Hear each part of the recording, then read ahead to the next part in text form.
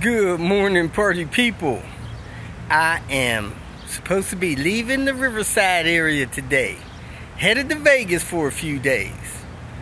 And man, this heat is getting rough. I am getting started earlier and earlier, which is good. Hopefully I'll get started as soon as the sun cracks open and be done before noon, because man, it's hot out here until I get to some cool weather. Today's video, I helped a guy with his S70. We would have got done more had I not misplaced one of the parts and couldn't find a couple at the salvage yard. But man, this guy got his money's worth. I mentioned that a couple of days ago. Man, I think this guy probably got the best value for his money. He was ready. When I got there, he had all the parts in one location. He just cut me loose, had water and other drinks for me, had energy bars. Man, he had this thing set up and ready to go. So I replaced the serpentine belt tensioner, the cabin air filter. I changed the oil filter, changed the transmission fluid, changed the heater hoses that go to the heater core. I changed the radiator upper and lower hoses. I changed the firewall junction.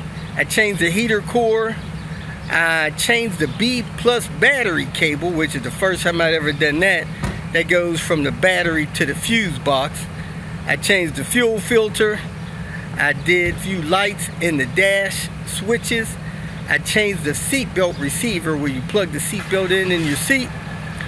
I fixed the power seat. It wasn't moving right with the buttons. I reset the service light. Changed the coolant, and I installed the battery hold down. That took all day. Now there was a couple things I would have done had I been able to get the parts from the salvage yard, and I set a part in the car that I couldn't find when I went to go put it in. But man, we got a lot done in one day. So get your parts, help me out a little bit with some fluids and whatnot, and man, I'll get it done. I even took my own lunch to his spot, but he brought me lunch while I was there, and a little snack pre-dinner.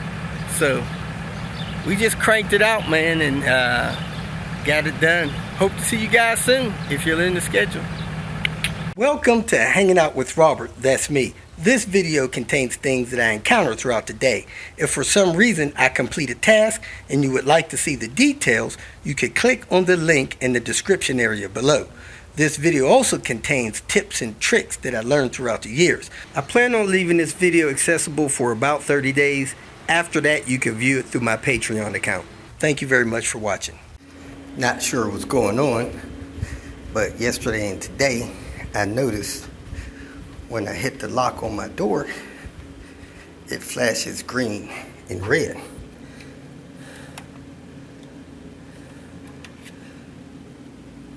I think that's an indication that the battery in the lock is going out.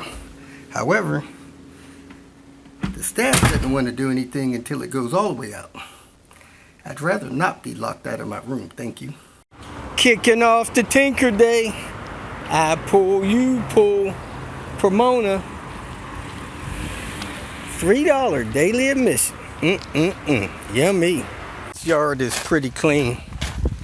I like this. I like it. Whoever set up these rows, though, man, they must have ADD or something. I don't know which way these things are going, but the little stickers are on top. That should help. I'm looking for row 1. Ah, there's a C70 over there. Looking for row 1, row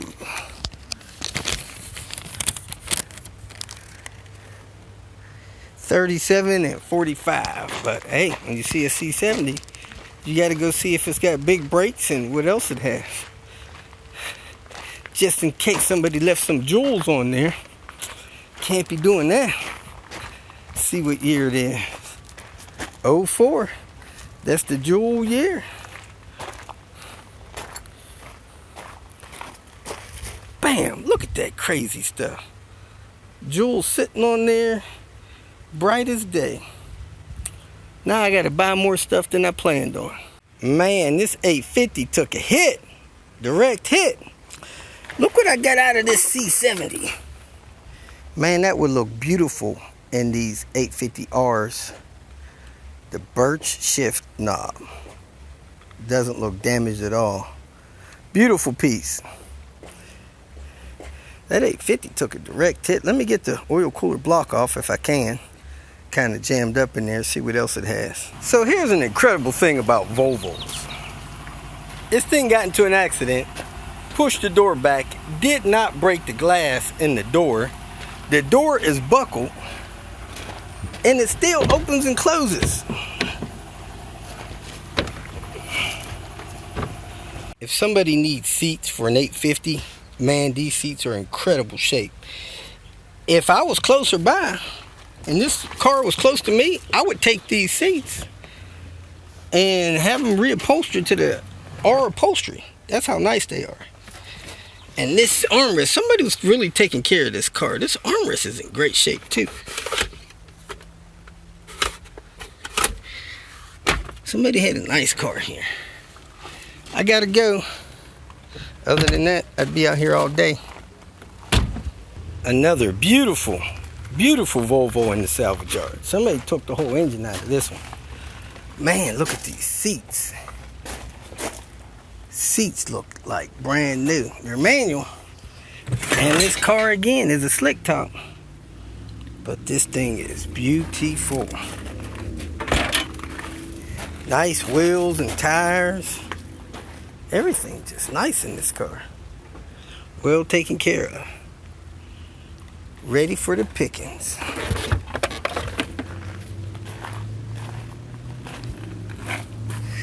Looked like it just had a brake job on it.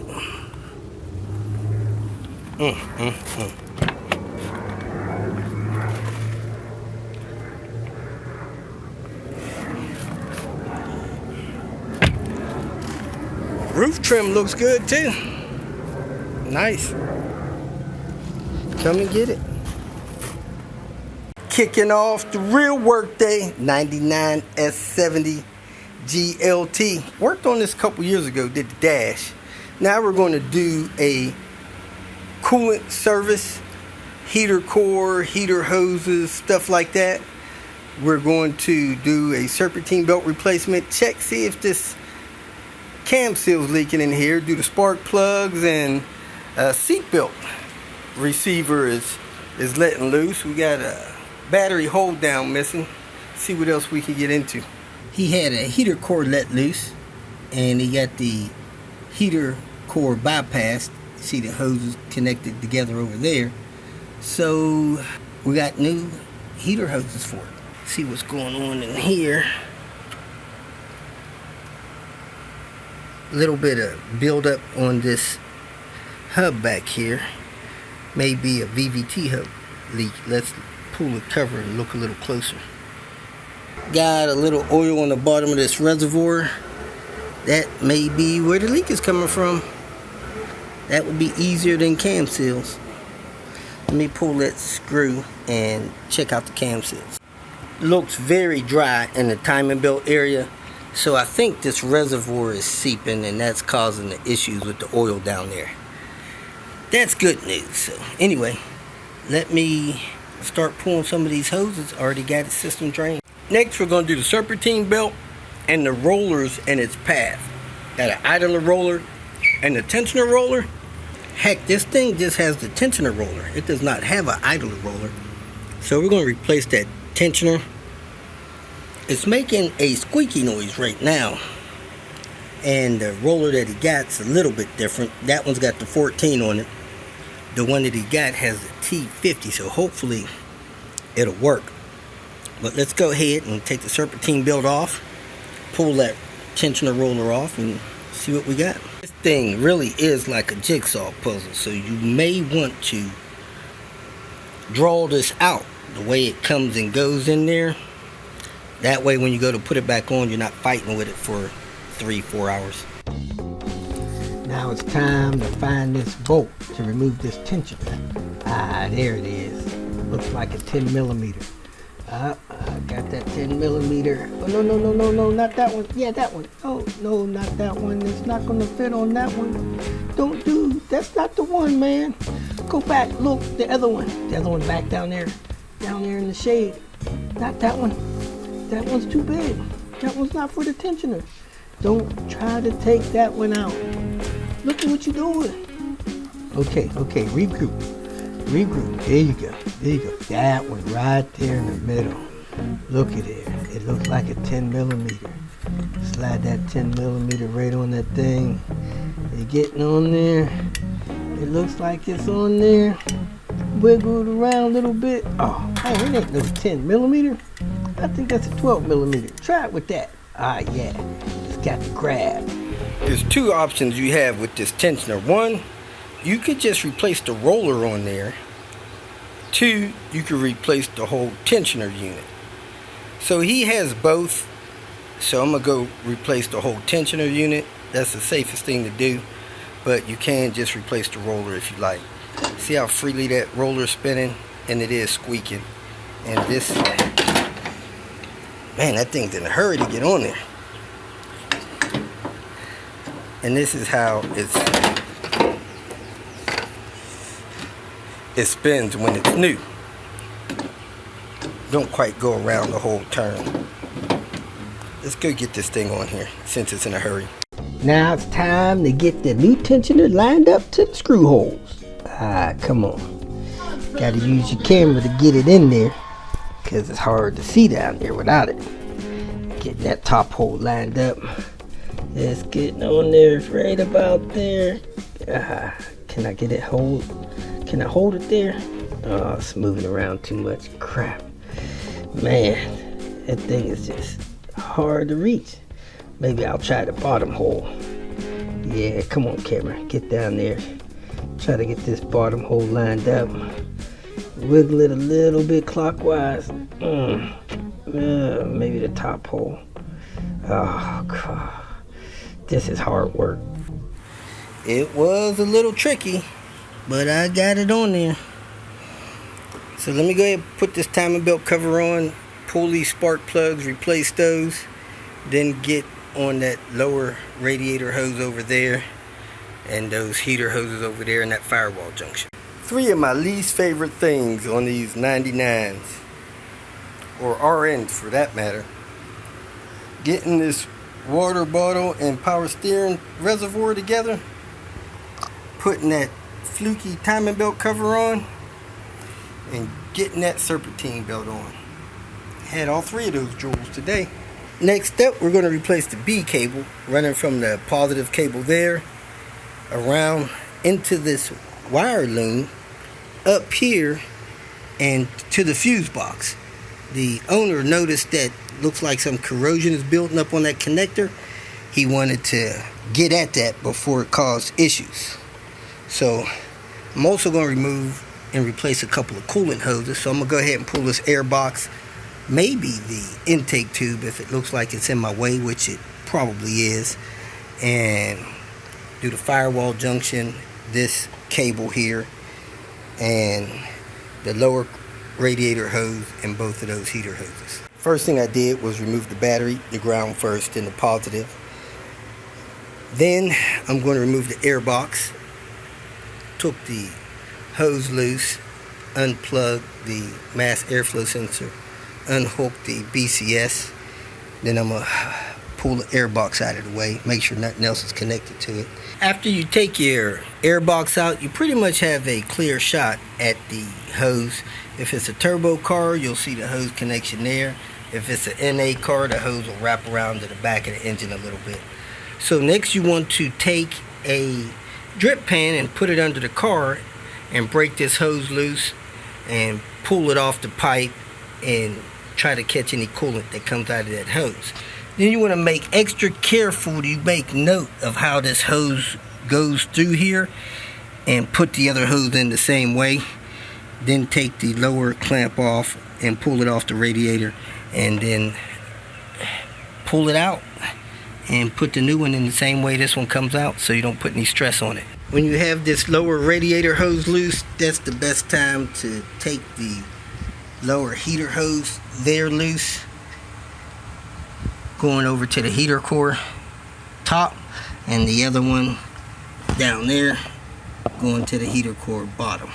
Now that the air box and the battery's out of the way, I'm gonna go ahead and take that bolt loose. It's really best to take that bolt loose when it's hooked up to the battery, because you have something to hold the cable to get that loose. Then you gotta open up your little wire loom here, maybe cut that tape open to get this wire out of here. So let's see where these wires run in this little loom here. Get those out of there. You can also undo the latch on that side and pull this fuse box up and out of the way. Next thing you want to do is break that 12mm nut loose. It is real tight, and do that before you unlatch the fuse panel from the strut tower. You could push the screwdriver in this hole or wedge it in up top to unlatch that, get that loose so you could hang it loose. Cut the electrical tape off of that, pull that off of there, unclip this, get this open. You can see where zip ties are holding it all together. Pull the zip ties off of it until you can get it up through here. Cut all this electrical tape and stuff out. So just work it out of the harness up to here. So I've been hacking away at this. I've got it all out of the loom up to here.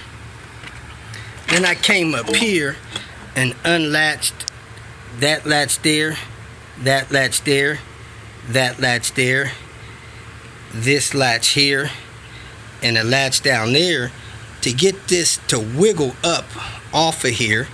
And then I cut all the tape off here. I worked this out of that rubber there, so that's loose.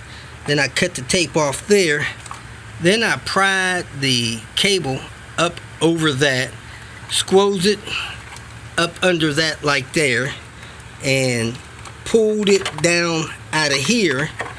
So now I'm gonna work it out around here and swap it out and start going in reverse to get the replacement cable in. There's a replacement cable made in China. Come on, show it. There it is. New old stock. I got a lot of that taped up. You could tape up this last little bundle of it there so that all of the wires is covered if you want. Airbox kind of protects it. That's up to you, your call. I got it taped up down here. I got the wire taped up, then the loom taped over it. I brushed the post off with a wire brush there. Now I'm going to screw that on there. Probably wouldn't be a bad idea to put some dielectric grease on there. May also want to take that loose and brush that ground off as well. Now I'm going to take these two heater hoses loose. That one there and that one over there. Replace them, and then replace that firewall junction and the heater core. Under 2000, you got to move your accelerator pedal out of the way a different way. You got a screw on the bottom, two nuts on the top. Take a deep 10 and a short extension to get those. And then you have that bracket there, two 10s to pull those. Then you'll be able to get your firewall junction out after you disconnect and remove your heater core. Get your heater core back in. It will hold your firewall junction pretty much in place, so you can go out there and secure that. I would secure that before I put my accelerator pedal back in. This appears to be the newest Volvo heater hoses. The end is like that. Getting ready to put this on this S70. We got the accelerator pedal stuff back connected. We pulled the seat loose, replaced that seatbelt receiver. It was releasing. Now we need to fill the system up with coolant. Then we got a few more things left here. We got oil filter, fuel filter, coolant, transmission flush, and an engine mount. So, man, we are rolling along. Let me tell you something. This guy got his parts. He is getting his money's worth today. So I'm going to jack this side of the car up, take this wheel off, do this engine mount, do that fuel filter, and then we'll do the engine oil change and the transmission fluid change. Getting ready to do the fuel filter, and a lot of people's been breaking fuel line. Gotta quit doing that. That could get expensive. What you gotta do is get something on that side of the fuel line and push the fuel line off. See, that's releasing the release on the lock on the fuel line.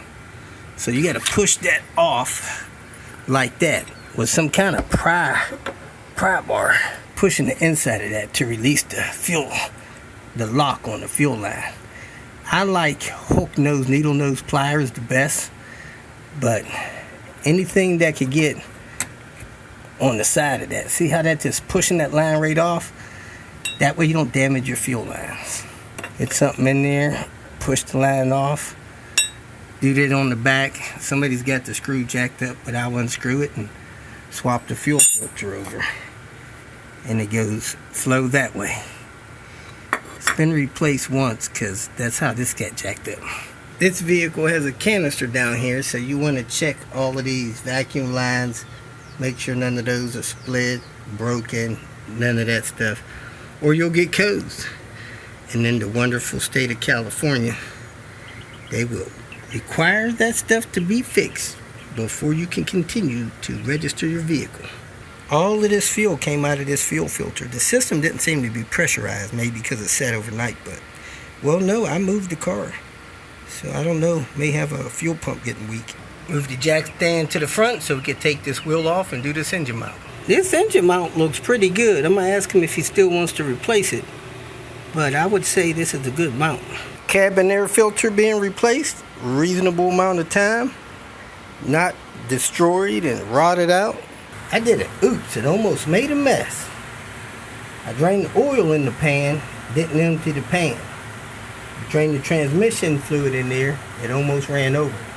So I need to get some oil out of that pan before I put the rest of this transmission fluid in there. And I got some oil over there for some reason. I need to investigate that. Where in the world is that coming from? I need to see if I can figure that out. Volvo transmission oil. Dex 3. It's 4 liters, and we need to add back 3.3 liters. So I need to take 0.7 liters out of here. So let me go find a water bottle and figure that out. This bottle's 825 milliliters. So if I half it, which would be about right here, that's about 500, 600, 700. I'm gonna say 700 is right split in this aid here, top of this part of this E. So I'm gonna put this much fluid out of that bottle in here, put the rest of it in the car. Look like we got some measurements on the bottle. Here's a hash, I would call that 500. That's 1 liter, 500, 2 liters, 500, 3 liters, 500, fill it up to 4 liters. So I'm right about 3.3 liters on that. Looks like we're all done. We're gonna leak check it, test drive it, and clean up the mess. No more squeaky noise at startup. Took me a couple of tries to start it. I forgot that I changed the fuel filter, so it needed to prime the fuel system. But we're running. And I don't see any leaks.